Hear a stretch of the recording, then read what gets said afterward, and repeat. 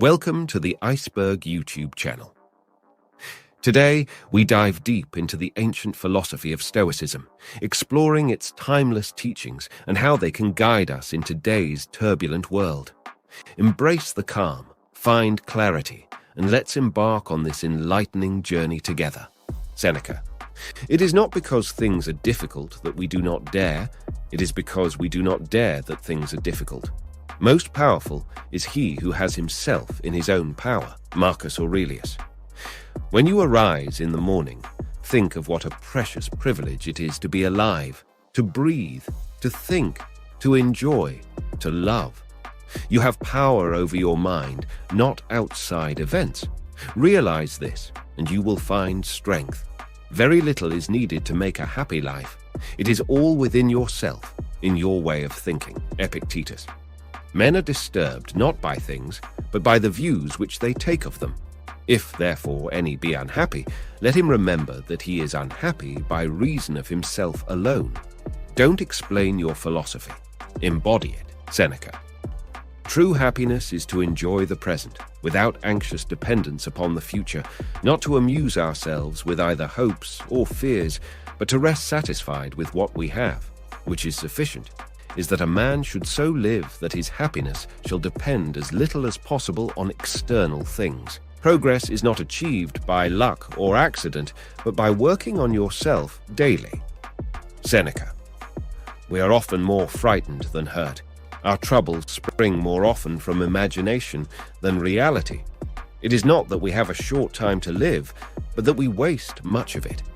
Life is long enough, and it has been given to us in generous measure for accomplishing the greatest things if the whole of it is well invested. Marcus Aurelius. Never let the future disturb you. You will meet it, if you have to, with the same weapons of reason which today arm you against the present. Epictetus. Control and discipline of one's own mind is the ultimate kind of power. When you are offended by any man's fault, turn to yourself and study your own failings. By attending to this, you will quickly forget your anger. Seneca. It's not because things are difficult that we dare not venture.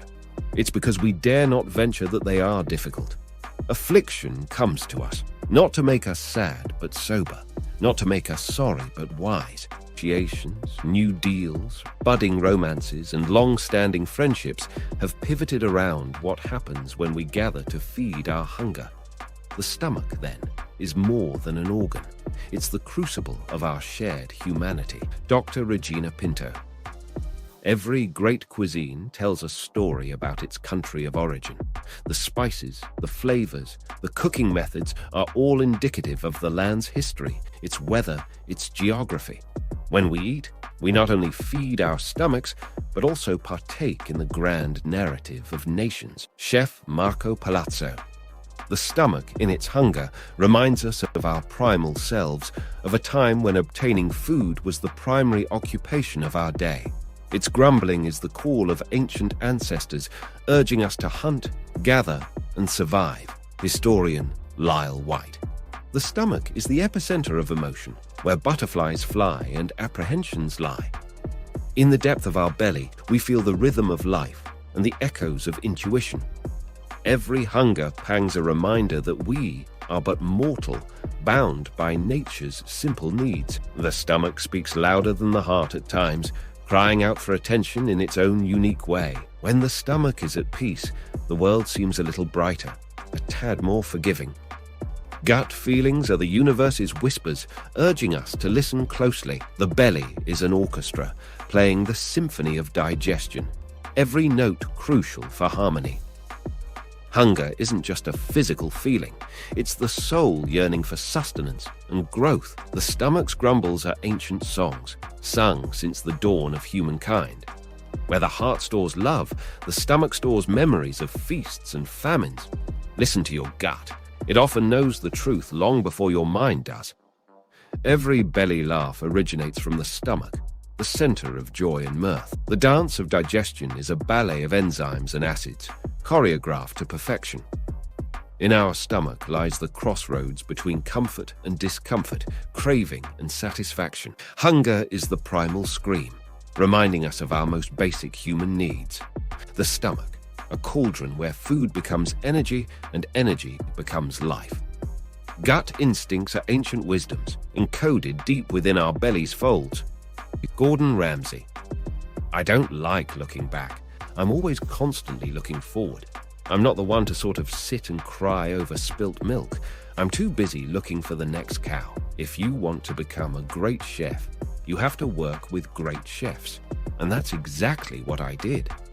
Kitchens are hard environments, and they form incredibly strong characters. You know, I've had a lot of therapy over that chef in my head. When you're striving for perfection, you can't stand still. I've had a lot of success. I've had failures, so I learn from the failure. Cooking is about passion, so it may look slightly temperamental in a way that it's too assertive to the naked eye. When you're cooking in front of the camera and you're filming for 12 to 14 hours straight for a couple of months, it does help to know your lines. I cook. I create. I'm incredibly excited by what I do. The Joker, why so serious? The Dark Knight, 2008, portrayed by Heath Ledger. Smile. We've got to recognize that kid wearing a hoodie may very well be the next poet laureate and not a gangbanger. In America, we always get up. Today, tomorrow, and every day after that. We are a country of possibilities. We can define them. In a realm where the boundaries of reality and delusion were blurred, two titans of influence and power marked their presence.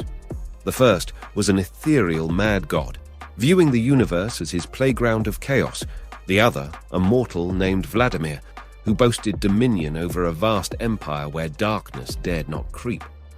From his celestial abode, the mad god taunted, "In the whisper of the wind, I hear the universe bowing at my feet." He reveled in his power, creating and destroying galaxies on whims. Yet, on Earth, Vladimir, with a fierce conviction, proclaimed, "Russia does not have and cannot have any plans to aggress against anyone. That's ridiculous." To him, his empire was an embodiment of strength and unity, and he prided himself on being a collector of emotions. Intrigued by the audacity of this mere mortal, the mad god descended, challenging Vladimir with the threat, "To doubt my power is to deny the sun its right to rise." The world seemed to tremble under the weight of his proclamation. Vladimir, with characteristic resolve, responded, "Patriotism drives Russia. Nobody and nothing can deter us from championing democracy and human rights." Seeing an equal, a force not to be trifled with, the mad god proposed a truce, suggesting a world where both divine whims and human order could coexist. Vladimir, ever the diplomat, retorted with a cryptic, "To forgive the terrorists is up to God, but to send them to him is up to me." Thus, in this realm, the dance of power between the divine and the earthly began. But in another corner of the world, a new leader was emerging, articulating a different vision. Joe Biden, the 46th President of the United States, spoke of hope, resilience, and unity. "In America, we always get up. Today, tomorrow, and every day after that," he would say. Emphasizing the spirit of possibility, he stated, "We are a country of possibilities. We can define America in one word: possibilities." His words resonated with millions, reflecting his commitment to safeguarding the nation's future. "This is not a political moment to me," Biden asserted. "It's about protecting our children, our grandchildren. It's about protecting who we are as a people." While Vladimir and the mad god engaged in their cosmic tussle, Biden's focus remained on rebuilding a nation, reminding everyone, the only thing that can tear America apart is America itself. Thus, in a world where the lines between reality and illusion often tangled, these figures, both divine and mortal, shaped destinies, each in their own way, penning stories for the annals of time. In some sort of crude sense, which no vulgarity, no humor, no overstatement can quite extinguish, the physicists have known sin. and this is a knowledge which they cannot lose. We do not believe any group of men adequate enough or wise enough to operate without scrutiny or without criticism. There are children playing in the street who could solve some of my top problems in physics because they have modes of sensory perception that I lost long ago. There must be no barriers to freedom of inquiry. There is no place for dogma in science. We knew the world would not be the same. A few people laughed, a few people cried. Most people were silent. Both the man of science and the man of action live always at the edge of mystery, surrounded by it. It is a profound and necessary truth that the deep things in science are not found because they are useful.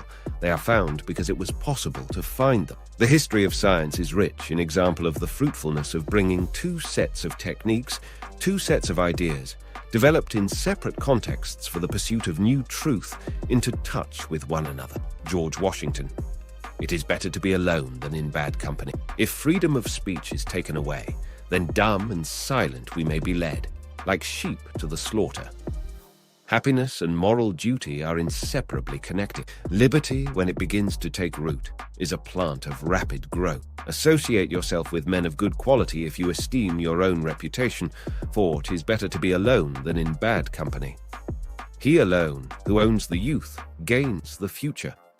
Words build bridges into unexplored regions. The victor will never be asked if he told the truth. The day of individual happiness has passed. The great masses of the people will more easily fall victims to a big lie than to a small one. The leader of genius must have the ability to make different opponents appear as if they belonged to one category. The art of leadership consists in consolidating the attention of the people against a single adversary and taking care that nothing will split up that attention. I use emotion for the many and reserve reason for the few. Success is the sole earthly judge of right and wrong. All propaganda has to be popular and has to accommodate itself to the comprehension of the least intelligent of those whom it seeks to reach. Before you set sail, I hope this inspired you today. If it did, give that like button a hearty tap. We treasure your thoughts, so cast them into our comment see below. And for those newly aboard, welcome. Ensure you subscribe so we continue charting these waters together. The ocean of knowledge is vast, and we're just skimming the surface. Don't let any discovery slip past. Ring that bell and ensure you're always in the know. Until next time.